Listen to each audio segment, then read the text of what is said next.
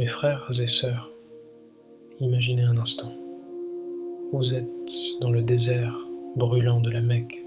Plus de 100 000 compagnons sont réunis. Le prophète, paix et bénédiction sur lui, se tient devant eux, et il sait que ce sont peut-être ses derniers mots à l'humanité. Alors il parle, pas seulement aux Arabes, pas seulement aux musulmans, mais à toute l'humanité.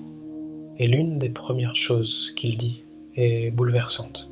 Il dit « Ô peuple, votre sang, vos biens et votre honneur sont sacrés. Réfléchissez un instant. Aujourd'hui, des villes sont bombardées, des enfants meurent, des peuples s'opposent. Mais il y a 1400 ans, dans un désert, le prophète proclamait déjà un principe révolutionnaire. La vie humaine est sacrée. Peu importe la race, peu importe la tribu, peu importe la richesse. Puis il prononce une phrase qui détruit à elle seule des siècles de racisme. Il dit « Aucun arabe n'est supérieur à un non-arabe, et aucun non-arabe n'est supérieur à un arabe. Aucun blanc n'est supérieur à un noir, et aucun noir n'est supérieur à un blanc, sauf par la piété.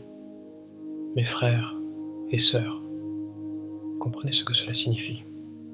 Dans un monde où les gens étaient jugés par leur tribu, leur couleur ou leur richesse, le prophète a établi le principe d'égalité humaine. Ce message était bien en avance sur son temps, mais il ne s'est pas arrêté là. Il a aussi parlé de la justice économique. Il a déclaré « Toute forme d'usure est abolie ».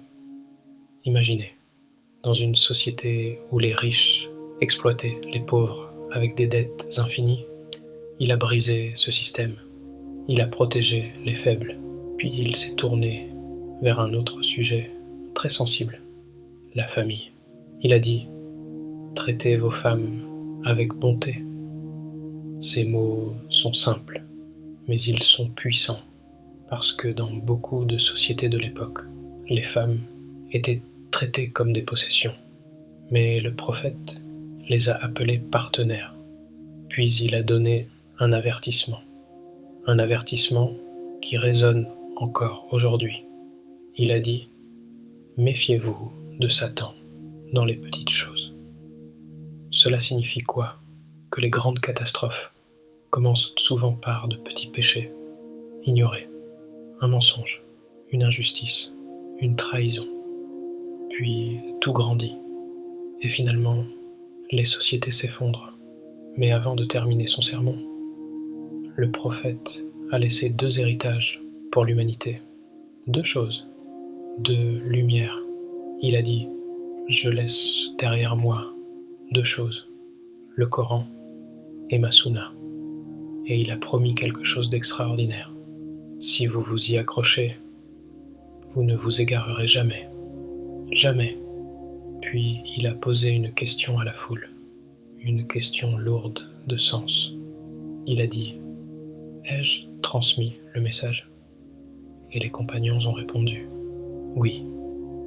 Alors il a levé son doigt vers le ciel et a dit « Ô Allah, sois témoin. Mes frères et sœurs, ce message n'était pas seulement pour les gens présents ce jour-là. Il était pour nous aussi, pour notre génération, pour ce monde rempli de conflits, d'injustices et de divisions. Alors la vraie question est maintenant pour nous. Allons-nous écouter ce message ou allons-nous l'ignorer? Si ce rappel vous a touché, abonnez-vous à cette chaîne, partagez cette vidéo, car peut-être qu'une seule personne qui entend ce message changera sa vie. Et peut-être que cette personne sera vous.